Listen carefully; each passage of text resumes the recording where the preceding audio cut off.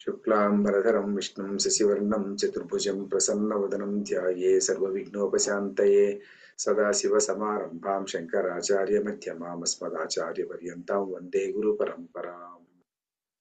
Bhagavad Gita 266th class ఈరోజు 31 and 32 అయిపోయి శ్లోకాలు అయిపోయాయి. 10th చాప్టర్లో 31 అండ్ 32 అయిపోయింది. ఎవరెవరు నేర్చుకున్నారు? 30th నుంచి అనుకోండి. 30, 31, 32 ఎవరెవరు నేర్చుకున్నారు? అబ్బా చేయి ఎత్తితే నేను వాళ్ళని అడుగుతా. ప్రణీష నేర్చుకుంది. మనస్వి నేర్చుకున్నావు? మీ నేర్చుకున్నావా? సార్ లాస్ట్ క్లాస్ తను లేదు, దాన్ని ఇంకా 31 కొంచెం చెప్తుంది, 32 రాదు. పోయి చెప్పమనండి అమ్మా. ప్రహ్లాదశ్చాస్మి చెప్పమనండి. చెప్పమి. ప్రహ్లాదశ్చాస్మి చెప్పమి.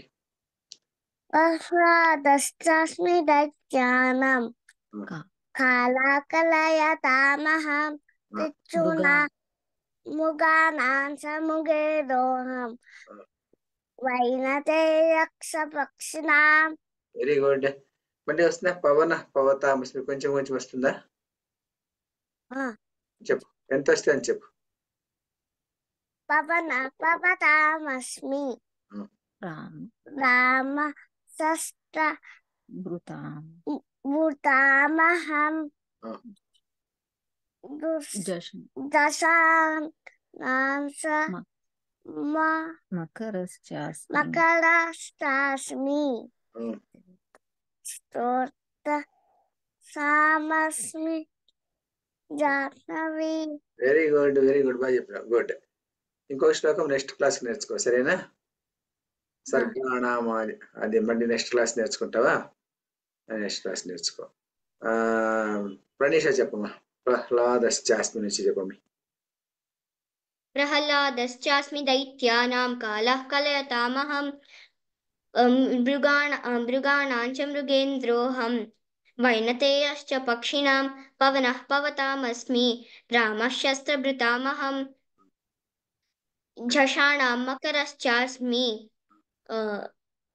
झषाणां मकरश्चास्मि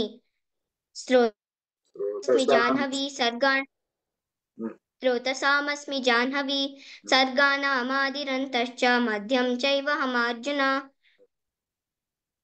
अध्यात्मविद्या विद्यानां वादः प्रवदतामहम्. सर्गाणामादिरन्तश्च मध्यं चैवहमर्जुन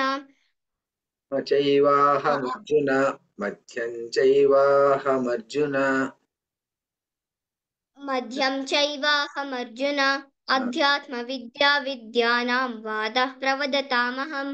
వెరీ గుడ్ అమ్మి, బాగా చెప్పినావు. నెక్స్ట్ స్మృతి నేర్చుకున్నావా? ಭರತ ಬರಲ್ವಾ? ಭರತ ಬುಕ್ ನೋಡ್ಬಾರ್ದು ನೀವು. ಬುಕ್ ನೋಡ್ಕೊಂಡು ಹೇಳಿದ್ರೆ ಯೂಸ್ ಇಲ್ಲ. ಬುಕ್ ಇಲ್ದಿದ್ರೆ ನೀ ಹೇಳ್ಬೇಕು. ಭರತ ಮೊನ್ನೆ ಕಲ್ತ್ಕೋಬೇಕಲ್ವ, ಮನೆಯಲ್ಲಿ ಕೂತ್ಕೊಂಡು ಅಭ್ಯಾಸ ಮಾಡಿದ್ರೆ ಬಂದ್ಬಿಡುತ್ತೆ ಅಲ್ವಾ? ಬುಕ್ ನೋಡ್ಕೊಂಡು ಹೇಳಿದ್ರೆ ಹೆಂಗಮ್ಮ? ಅಲ್ವಾ? ಬುಕ್ ನೋಡ್ಕೊಂಡೆ ಹೇಳಿ ಹೋಗಿಮ್ಮ. ಪವನ ಪವನ ಪವತಾಮಸ್ಮಿ నుంచి ಹೇಳಿ. ಪವನ ಬುಕ್ ನೋಡ್ಬಾರ್ದು. ಹೇಳಮ್ಮ, ಹೇಳು. ಪರವಾಗಿಲ್ಲ, ಈಗ ಬುಕ್ ನೋಡ್ಕೊಂಡೆ ಹೇಳಿ, ಪರವಾಗಿಲ್ಲ. ಪವನ ಪವತಾಮಸ್ಮಿ ಹೇಳು. ಪವನ ಪವತಾಮಸ್ಮಿ ರಾಮಶಸ್ತ್ರಂ ಭೃತಾಮಹಂ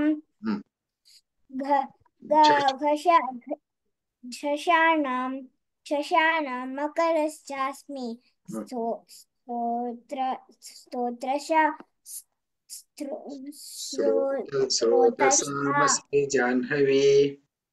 ಸ್ರೋತಸಾಮಸ್ಮಿ ಜಾಹ್ನವಿ ಸರ್ಗಾಣಾಮಾದಿದಂತಶ್ಚ ಮಧ್ಯಂ ಚೈವಾಹಮರ್ಜುನ ಅರ್ಜುನ ಅಧ್ಯಾತ್ಮ ವಿದ್ಯಾ ವಿದ್ಯಾನಾಂ ವಾದಃ ಪ್ರವದತಾಮಹಂ. ಮನೆಯಲ್ಲಿ ಡೈಲಿ ಕೂತ್ಕೊಂಡು 3 ಸಾರ್ತಿ ಓದ್ಬೇಕು, ಆಯ್ತಾ? ಓದಿದ್ರೆ ಬಂದ್ಬಿಡುತ್ತೆ. ಮಧ್ಯಂ ವಿದ್ಯಂ ಅಂತ ಹೇಳಿದ್ರೆ ನೀವು ಒಂದು ದಿನ ಸಾರ್ತಿನೂ ನೋಡೇ ಇಲ್ಲ ಬುಕ್ ಅಂತ ಗೊತ್ತಾಯ್ತು. ಅದಕ್ಕೋಸ್ಕರ ಏನ್ ಮಾಡ್ಬೇಕು, ಡೈಲಿ ಬೆಳಿಗ್ಗೆ ಎದ್ಬಿಟ್ಟು ಮೂರ್ ಸಾತಿ 4 ಸಾತಿ ಬೈ ಹಾರ್ಟ್ ಮಾಡ್ಬೇಕು. ಆಯ್ತಮ್ಮ? ఓకేనా? సరే. మేధా చెప్పమ్మి. మేధా ఎక్కడుంది? మేధా చెప్తావా? లాస్ట్ క్లాస్ లాలే. ప్రహ్లాద శాస్మి వస్తుందా? అది రాదా? రాదు. లాస్ట్ క్లాస్ 2 క్లాసులు రాలేదా? సరేలే అయితే. సరేలే. శ్రీవిభా వస్తుందా? యాది సార్? ప్రహ్లాదశ్చాస్మి దైత్యానాం వస్తుందా? వస్తుంది సార్. చెప్పు.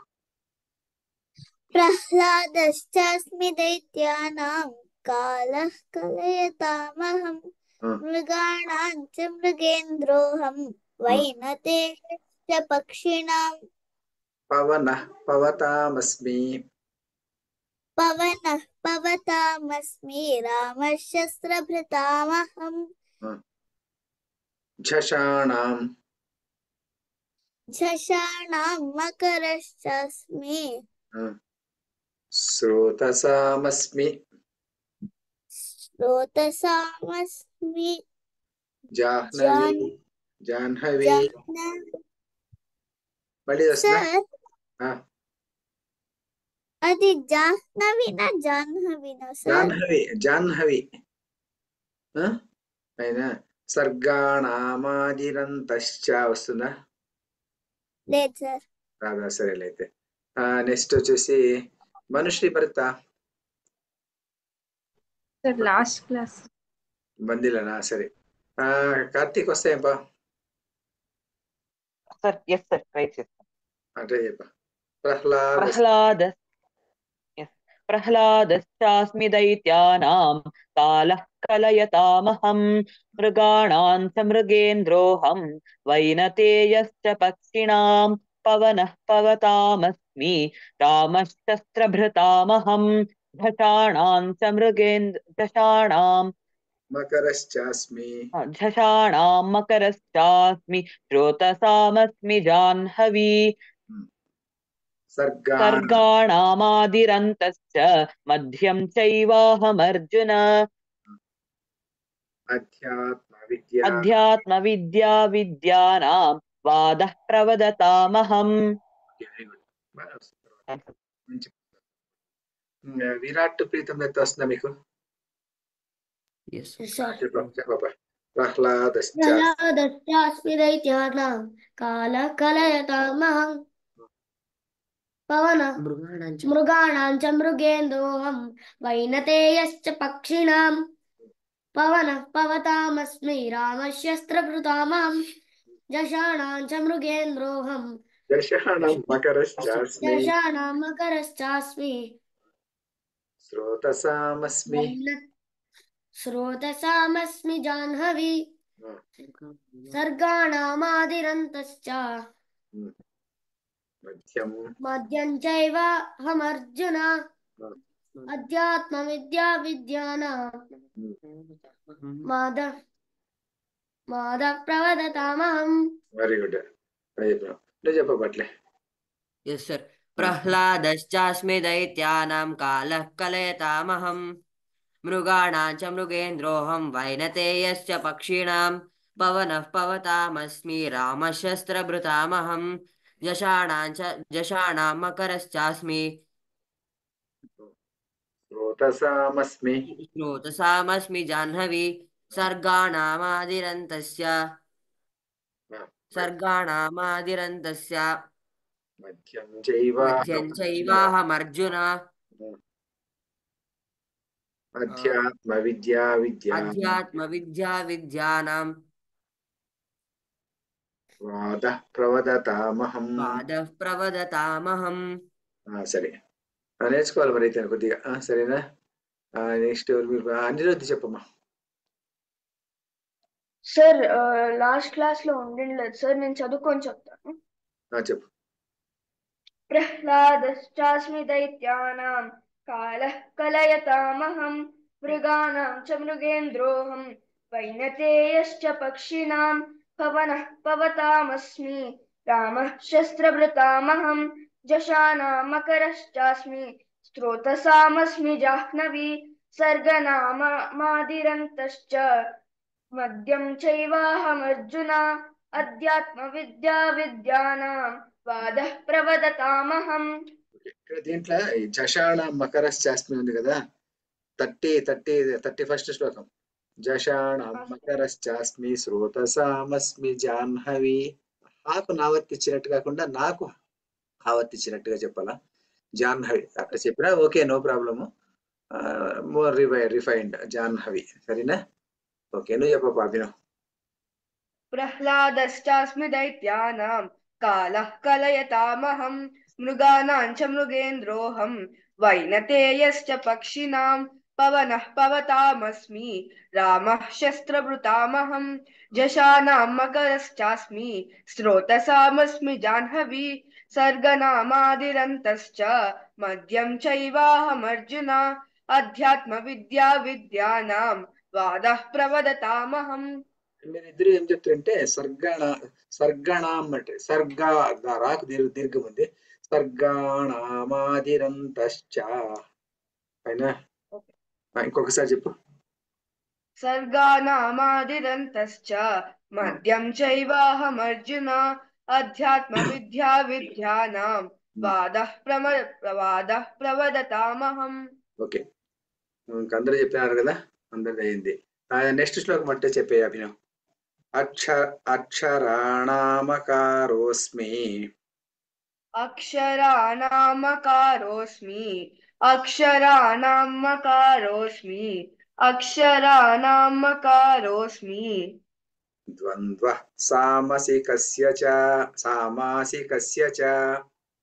द्वन्द्वः सामासिकस्य च द्वन्द्वः सामासिकस्य च द्वन्द्वः सामासिकस्य च అక్షరాణామకారోస్మి ద్వంద్వః సామాసికస్య చ अक्षराणामकारोऽस्मि द्वन्द्वः सामासिकस्य च अक्षराणामकारोऽस्मि द्वन्द्वः सामासिकस्य च अक्षराणामकारोऽस्मि द्वन्द्वः सामासिकस्य च అహమేవాక్షయః కాలః अहमेवाक्षयः कालः अहमेवाक्षयः कालः अहमेवाक्षयः कालः ధాతాహం విశ్వతో ముఖః धाताहं विश्वतो मुखः धाताहं विश्वतो मुखः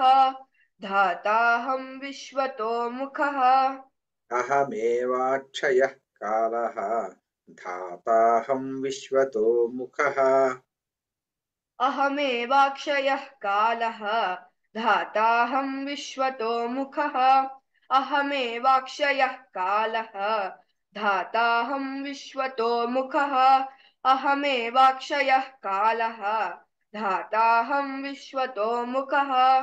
వెరీ గుడ్. అనిరుద్ధ్, నువ్వు ఈ మొత్తం శ్లోకం చెప్పేసరి.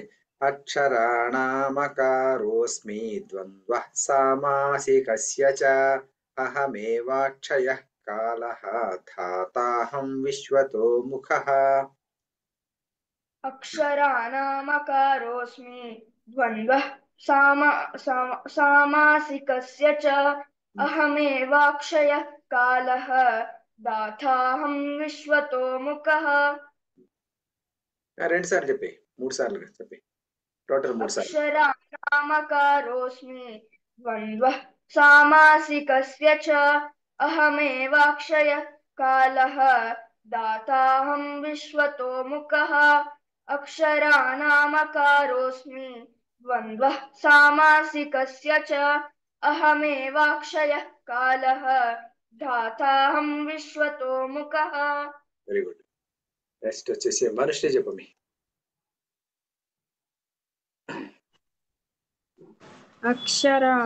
అక్షరాణామకారోస్మి ద్వంద్వః సామాసికస్య చ అహమేవాక్షయః కాలః దాతాహం విశ్వతో ముఖః. Very good. ప్రీతం దత్తా చెప్పమ్మా. Yes, sir. अक्षराणामकारोऽस्मि द्वन्द्वः सामासिकस्य च अहमेवाक्षयः कालः धाताहं विश्वतो मुखः నువ్వు చెప్పపట్లే अक्षराणामकारोऽस्मि द्वन्द्वः सामासिकस्य च अहमेवाक्षयः कालः धाताहं विश्वतो मुखः వెరీ గుడ్ నెక్స్ట్ వచ్చేసేసి ఎవరు చెప్తారు స్మృతి చెప్పమి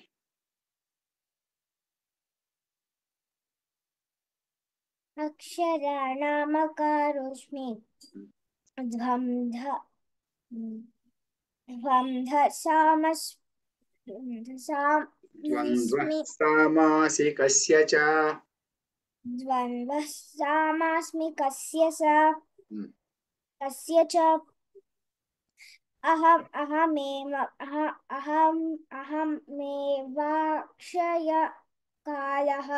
अहमेवाक्षयः कालः दाताहं विश्वतो मुखः వెరీ గుడ్ అయింది నెక్స్ట్ వచ్చేసేసి ప్రణీష చెప్పమ్మా यस सर अक्षराणामकारोऽस्मि द्वन्द्वः सामसिकस्य च अहमेवाक्षयः कालः धाताहं विश्वतो मुखः ఫస్ట్ లైన్ మాత్రం చెప్పమ్మా अक्षराणामकारोऽस्मि द्वन्द्वः सामासिकस्य च వెరీ గుడ్ నెక్స్ట్ వచ్చేసేసి మేధా చెప్పమ్మా అక్షరాణామకారోస్మి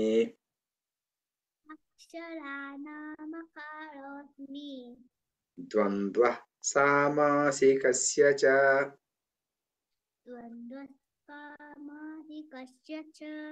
అహమేవాక్షయः కాలः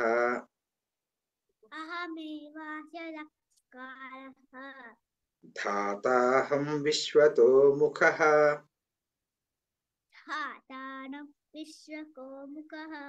వెరీ గుడ్ శ్రీవిభా చెప్పమ్మా శ్రీవిభా ఎక్కడుంది చెప్పేస్తా చెప్తావా చెప్పమ్మా అక్షరాణామకారోస్మి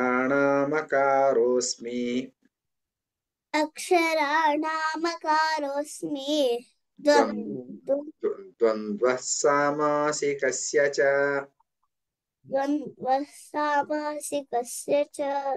అహమేవాక్షయः కాలः धाताहं विश्वतो मुखः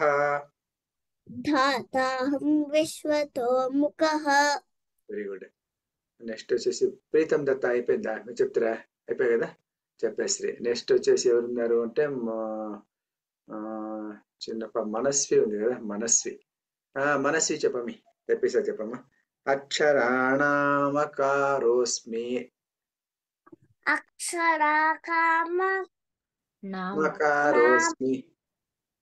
मकारोस्मि ద్వంద్వ సామాసికస్య చ सामास्मिकस्य च అహమేవాక్షయः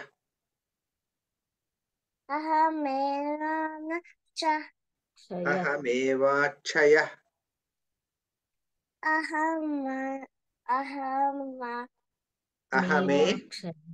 అహమే వాక్షయः కాలः धाताहं विश्वतो मुखः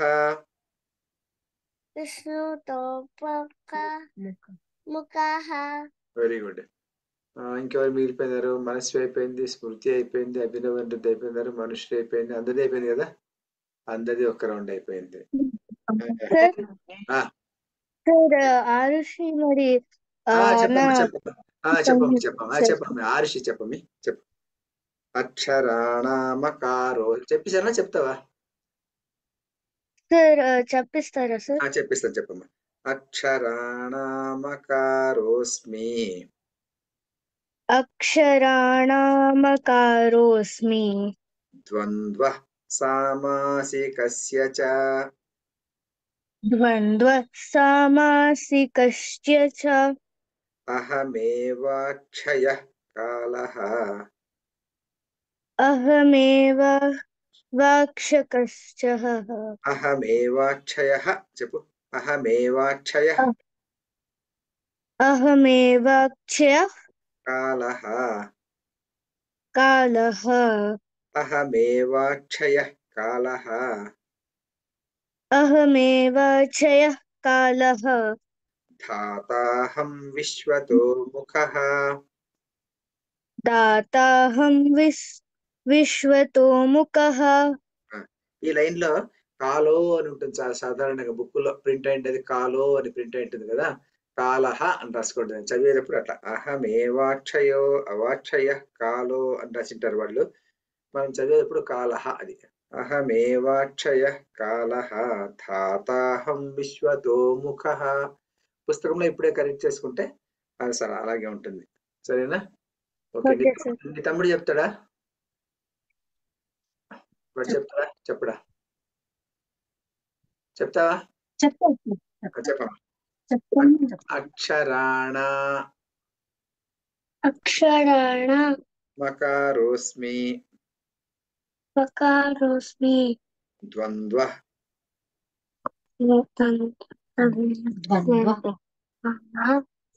సామాసికస్య చ సామాసికస్య చ అహమే అహమే వాక్షయ వాక్షయ అహమేవాక్షయ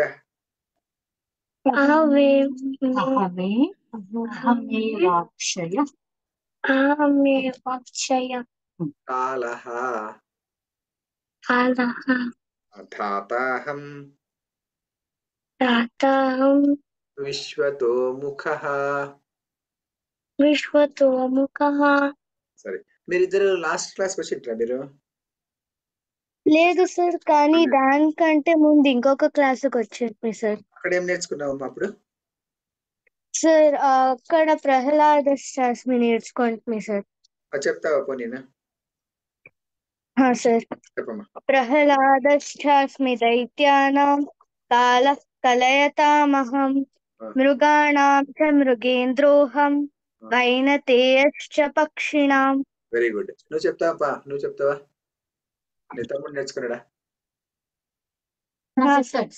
చెప్పమ్మా చెప్పబ్బా ప్రహ్లాదశ్చాస్మి దైత్యానాం కాలః కలయతామహం మృగాణాం చ మృగేంద్రోహం వైనతేయశ్చ పక్షిణాం వెరీ గుడ్ చాలా బాగా చెప్తున్నావు నువ్వు అన్ని నేర్చుకునేస్తే బాగా నేర్చుకుంటాను బాగుంది వెరీ గుడ్ బాగా చెప్పినావు బాగా చెప్పినావు వాయిస్ కూడా బాగుంది బాగా చెప్తావు నెక్స్ట్ క్లాస్ కు మిగతా ఈ బుద్ధి నేర్పించుకున్నట్టు నెక్స్ట్ క్లాస్ నేర్చుకొని రండి సరేనా ఓకే ఈ రోజు నెక్స్ట్ వచ్చేసి ఎవరు చెప్తారు కార్తీక్ చెప్తావా చెప్పమ్మా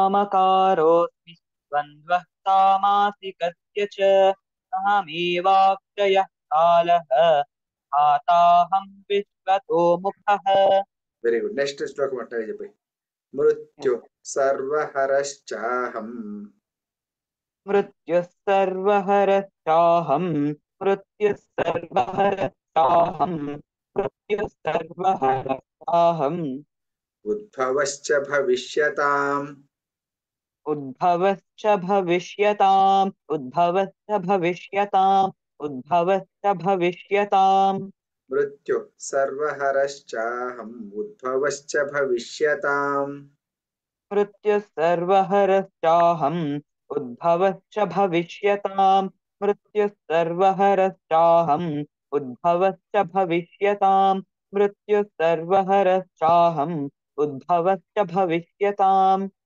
కీర్తిశ్రీర్వాక్చనారీణాం కీర్తిశ్రీర్వాక్చనారీణాం కీర్తిశ్రీర్వాక్చనారీణాం కీర్తిశ్రీర్వాక్చనారీణాం స్మృతిర్మేధా ధృతిః క్షమా స్మృతిర్మేధా ధృతిః క్షమా స్మృతిర్మేధా ధృతిః క్షమా స్మృతిర్మేధా ధృతిః క్షమా कीर्तिश्रीर्वाक्च नारीणां स्मृतिर्मेधा धृतिक्षमा कीर्तिश्रीर्वाक्च नारीणां स्मृतिर्मेधा धृतिः क्षमा कीर्तिश्रीर्वाक्च नारीणां स्मृतिर्मेधा धृतिः क्षमा कीर्तिश्रीर्वाक्च नारीणां स्मृतिर्मेधा धृतिः क्षमा వెరీ గుడ్ ప్రణీష మొత్తం శ్లోకం చెప్పమ్మా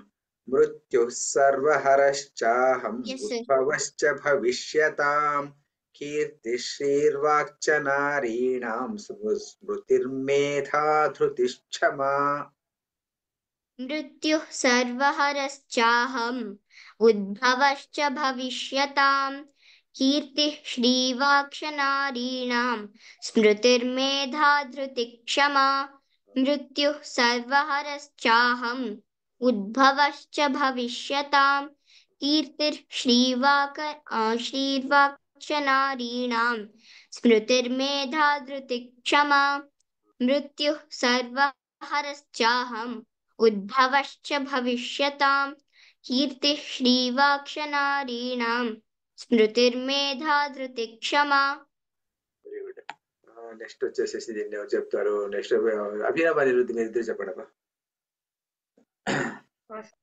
मृत्युः सर्वहरश्चाहम् उद्भवश्च भविष्यताम् कीर्तिः श्रीर्वाक्च नारीणां स्मृतिर्मेधा धृतिक्षमा నువ్వు చెప్పమ్మా मृत्युः सर्वहरश्चाहम् उद्भवश्च भविष्यताम् कीर्तिः श्रीर्वाक्च नारीणां स्मृतिर्मेधा धृतिक्षमा నెక్స్ట్ వచ్చేసి విరాట్ దత్త ప్రీతం మీరు ఇద్దరు చెప్పండి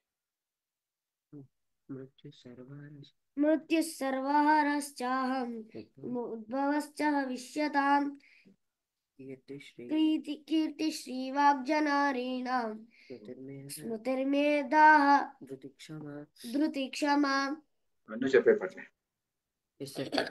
मृत्युः सर्वहरश्चाहम् उद्भवश्च भविष्यताम् कीर्तिः श्रीर्वाक्च नारीणां स्मृतिर्मेधा धृतिक्षमा వెరీ గుడ్ శ్రీవి బాగా చెప్తావా చెప్పిస్తా చెప్పమ్మా మృత్యు సర్వహరశ్చాహం मृत्युः सर्वहरश्चाहम् ఉద్భవశ్చ భవిష్యతాం उद्भवस्य भविष्यताम् కీర్తిశ్రీర్వాక్చ నారీణాం कीर्तिश्रीवाक्ष नारीणां స్మృతిర్మేధా ధృతిశ్చమా स्तुतिर्मेधा धृतिक्षमा వెరీ గుడ్ నెక్స్ట్ వచ్చేసేసి ఆరుషి చెప్పమి ఆరుషి చెప్పమా మృత్యు సర్వహరశ్చాహం मृत्युः सर्वहरश्चाहम् ఉద్భవశ్చ భవిష్యతాం उद्भवश्च भविष्यताम् కీర్తిశ్రీర్వాక్చ నారీణాం कीर्तिश्रीवाक्च नारीणां కీర్తిశ్రీర్వాక్చ నారీణాం శ్రీర్వాక్చ శ్రీర్వాక్చ श्रीर्वाक्च నారీణాం नारीणां స్మృతిర్మేధా ధృతిక్షమా स्मृतिर्मेधा धृतिक्षमा వెరీ గుడ్ నీ తమ్ముడు చెప్పమనమ్మా టెన్ చెప్పబ్బా నేను చెప్పిస్తా చెప్పు మృత్యు मृत्यु సర్వహరశ్చాహం सर्वहरश्चाहम् सर्वहरश्चाहम्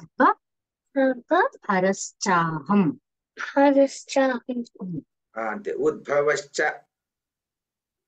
भवश्च భవిష్యతాం भविष्यताम् కీర్తి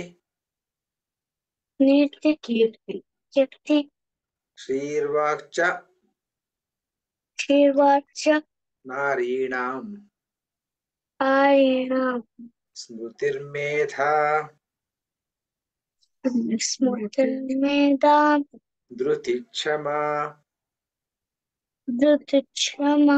అంతే. నెక్స్ట్ క్లాస్ నేర్చుకో దీన్ని. సరేనా? నెక్స్ట్ ఎవరు మీరు పేరమ్మా? స్మృతి అయిపోయిందా? చెప్పమ్మా. మృత్యుః సర్వహరశ్చాహం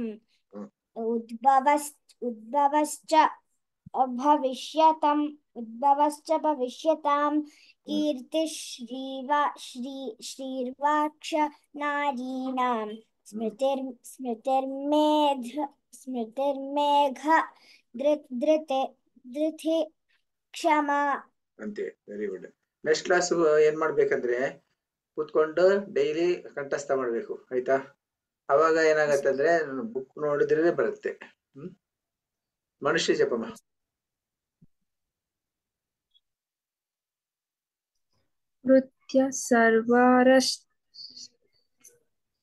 ನೃತ್ಯ ಸರ್ವಾರಶ್ಚಾಹಂ ಉದ್ಭವಶ್ಚ ಭವಿಷ್ಯತಾಂ ಕೀರ್ತಿ ಶ್ರೀವಾರ್ಚ ನಾರೀಣಾಂ స్మృతిర్మేధా ధృతి క్షమ.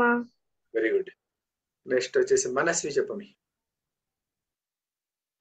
మృత్యు సర్వహరశ్చాహం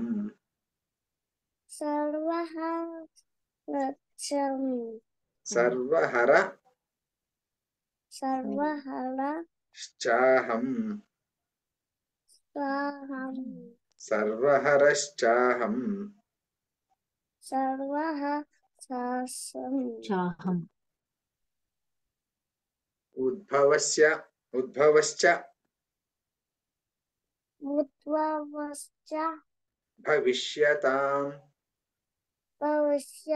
కీర్తి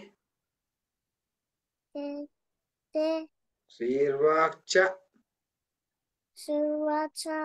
నారీణాం స్మృతిర్మేధా ధృతి క్షమా.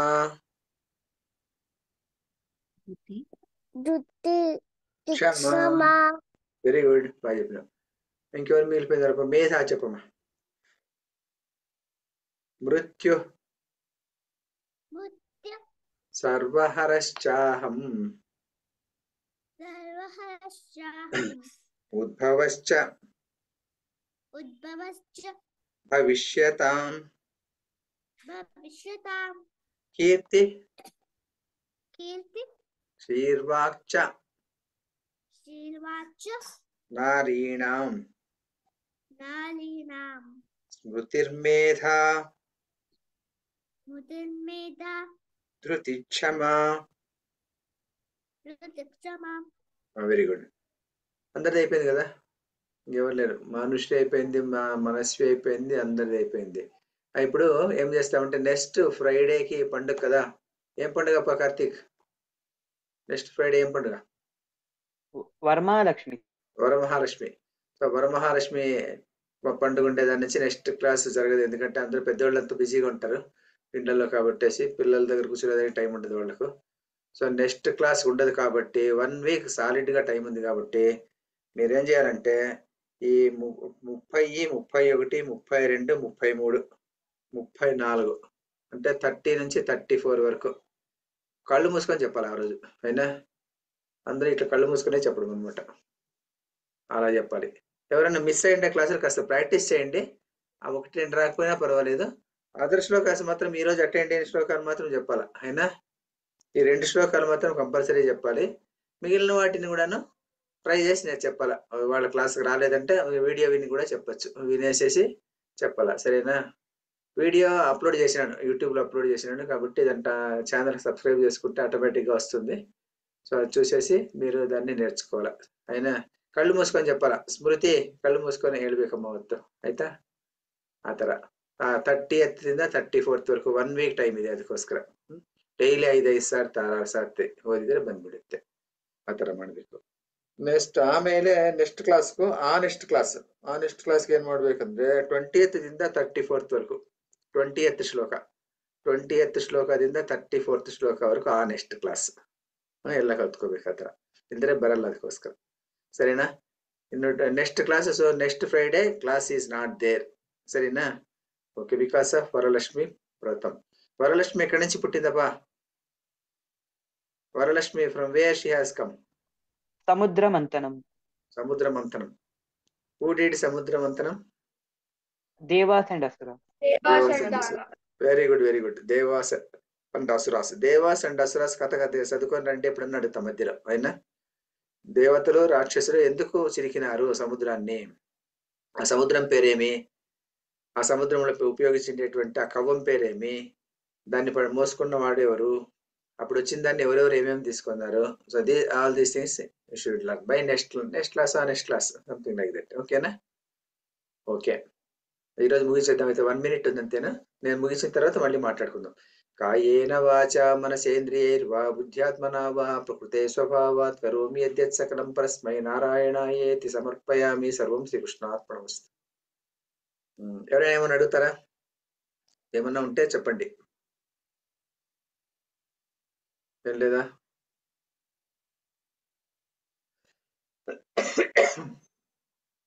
ఆరుషి, పాటలు పాడడం వచ్చినా నీకు? సంగీతం వస్తుందా? సార్ సంగీతం ఏమన్నా వస్తుందా? ఏమొస్తుందమ్మా? ఎక్స్ట్రా కరికులర్ యాక్టివిటీ ఏమొస్తుంది నీకు? హాబీ ఏం నీది? సార్ నేను పాడను సార్. అంటే ఏమి నాకు ఇప్పుడు పాటలు తెలియదు సార్. ఇప్పుడు పాటలు తెలీదా? ఏం నీ హాబీ ఏమి? సార్ ఏమి ఇష్టము? సార్ బుక్ చదివేది సార్. ఏం బుక్ చదువుతావు? సార్ పెద్ద నావెల్స్ అవన్నీ. పెద్ద నావల్స్. అయితే ఒక మంచి ఏదన్నా ఒక నావల్ గురించి చెప్తావా? ఏముంది దాంట్లో థీమ్? ఊరికే 5 minutes చెప్పేంత, 5 to 10 minutes లోపు నేర్చుకోనండు. What is the okay book? Sir. What is the book? Who is the author? When was the book? When the book was return? And what is the theme of the book? అయినా అంత మాత్రం చాలంతే. Okay sir. ఓకేనా?